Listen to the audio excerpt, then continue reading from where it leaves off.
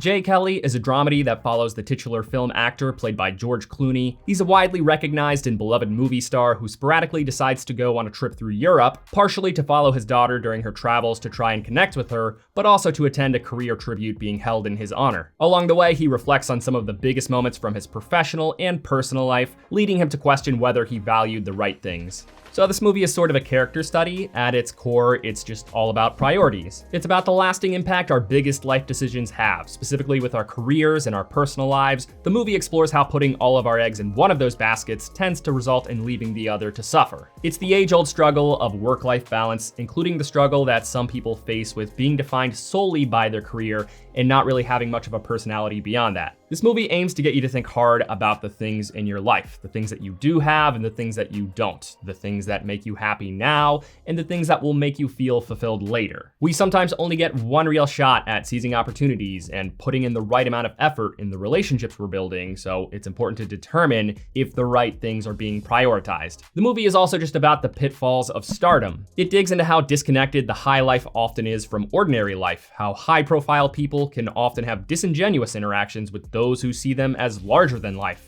To most working class people, that might sound like a champagne problem, but the movie also makes the point that the pedestal is part of that. People idealizing celebrities is half the issue. Someone only sits that high because everyone around them keeps lifting them up, and that makes the dynamic hollow on both sides. So Jay Kelly and the other characters are constantly addressing the people in their lives and their careers, each with different levels of care. For Jay himself, it's very clear that his celebrity persona is basically his entire identity, so much so that he hardly sees any other side of himself. As someone who was fueled by his thirst for stardom, he fully relishes in the celeb worshipping that people shower him with. He's always fueling the hype by putting on the Jay Kelly mask, even when it's clearly inauthentic. He'll smile, respond by being witty, but somehow still shallow at the same time, as that's often all it takes when you've already won the people over. This identity he's crafted has diverted his attention away from his two daughters, who have now grown up and left the nest, and several events in the movie cause him to reflect on what kind of relationship he has with them. Jay Kelly's a complicated character, and the movie does a good job walking the line between humanizing him and not shying away from the fact that he's kind of a tool who's made big mistakes. He's not really a character we're supposed to be in love with so much as he's one we're just supposed to understand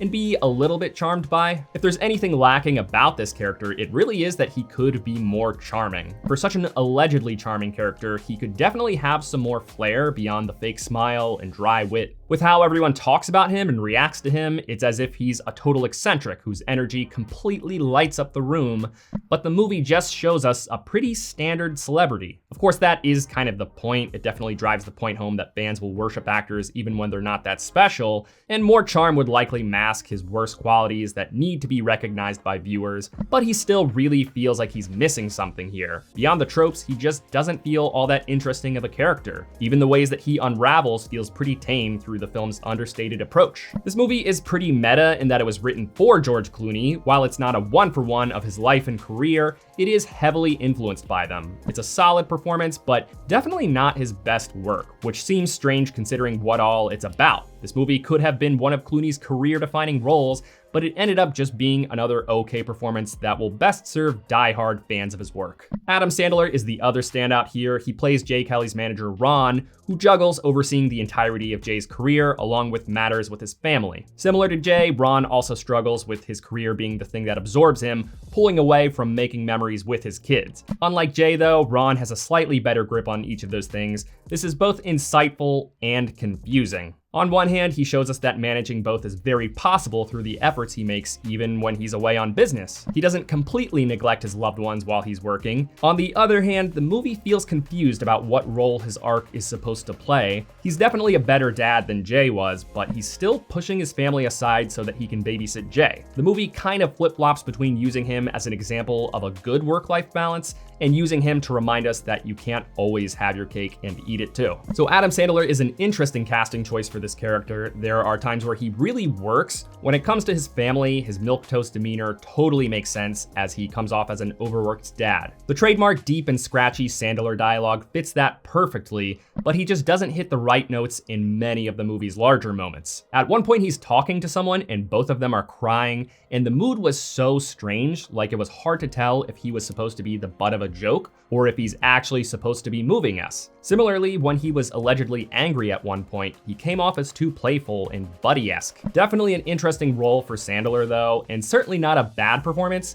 It's really just a question of, was he the right choice for the role? The movie has a touch of surrealism. All of the flashbacks are depicted with Jay walking into them, and even other parts of the film will depict characters speaking to each other in hypothetical, slightly unreal ways. Those fantastical elements make the movie feel a little bit more playful, while the subject matter and the piano score counterbalance it to keep the tone feeling more neutral. There's something to be said about the tone though. It feels too understated for everything that's happening, partially because our protagonist doesn't feel as charming as he could be, but also because much of this movie just wasn't that interesting. The dialogue isn't bad, but it's just not that interesting. Even worse is that the pacing and scenery will often not give the dramatic bits of dialogue enough breathing room to resonate. For example, there's a big climactic moment in Ron's arc that had all of the right ideas in the script, but in execution, it just felt kind of flat, so the message behind it just isn't ringing as loudly. There are so many scenes in this movie that just don't hit any sort of note. Not funny, not witty, not symbolic, not shedding new light on characters, not creating intrigue. These lulls leave you wanting more, but then the movie will give you an interesting scene, and that'll kind of hold you over through the next lull. To put it plainly, to put it into simpler terms, the movie was just sometimes kind of boring. I'm reluctant to even call this a comedy because it's just not that funny. I don't think I laughed once. Not that it's trying that hard though. It's not really throwing jokes at you so much as it's just nonchalantly tossing them. There's not really a whole lot of attempted humor compared to the amount of basic dialogue scenes. So it's not gonna make you roll your eyes, but it will leave you making funny faces, wondering how some scenes were supposed to make you feel. Like, was that scene supposed to be funny? Was it supposed to be insightful? There are a lot of things that'll make you raise an eyebrow in this movie, but more than anything, it just doesn't really have much of a sense of location. It's a road movie that doesn't really care where characters are most of the time because it just keeps circling back to how characters feel as influenced by dialogue and subtext and not location. There is a big chunk of the second act that is spent on a train. Several of these scenes could have been spent anywhere. They do not feel trapped on this train. It does not feel like a purposeful location. The movie even too easily pulls them off the train for a little sidebar. Most of the interactions and possibilities at each location feel comparable. It really plays more like a character study, which would be more interesting if it wasn't spoon-feeding us everything interesting about this character and then beating that horse to the ground. By the halfway point, everything there is to know about Jay has been laid on the table.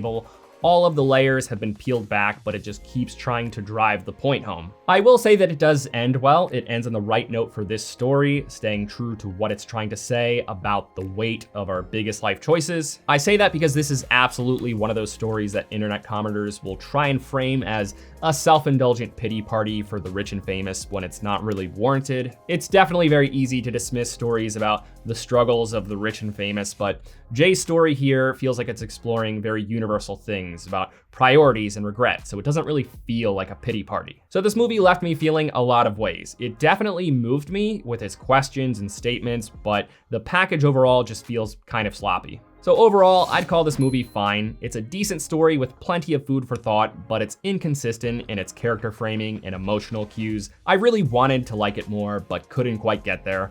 I caught this on the tail end of its theatrical release, but it's about to drop on Netflix where it belongs. This is definitely fine as a streaming movie. Don't make it a movie night though. If it sounds really interesting, or if you're a big George Clooney fan, then watch it by yourself in your PJs. Thanks for watching this review. If it brought you any value at all, please give it a like. It really helps this channel grow. I will see you soon with reviews of Avatar: Fire and Ash and The Housemaid, Song Sung Blue, and a bunch of other stuff.